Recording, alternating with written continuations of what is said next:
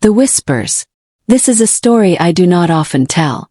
I promise, sincerely, that this has scarred me for life, and although I have looked into psychological explanations for what I heard and natural explanations for what occurred, they remain unsatisfactory. When I was a child, I was scared of the dark. I swore to my mother I heard voices in it. They were not evil, but they were not familiar, and so they scared me. It was not uncommon in the middle of the night for me to wake up and hear whispers, as I would call them when asking my mom. She figured they were just bumps in the night, and typical kids' nightmare material.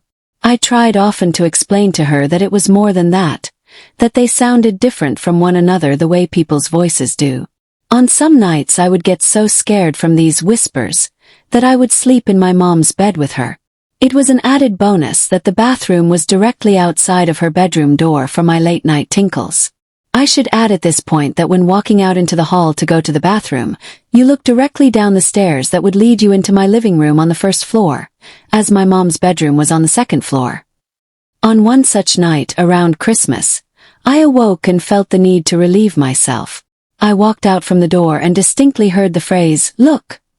And to my astonishment, a red light, almost like a spotlight, was cast upon the wall at the very bottom of the stairs. The light had no other source, it was by itself, and I was transfixed by it. Being a little kid, and it only being a few days from Christmas, I knew what this light was. It was Santa. How else could he get into my house to know I was being a good boy? I was so excited I began walking down the stairs to greet him, picking up my pace after the second step as it began to creep off the wall and fade into the darkness in my living room. That's when I heard him. A very strong masculine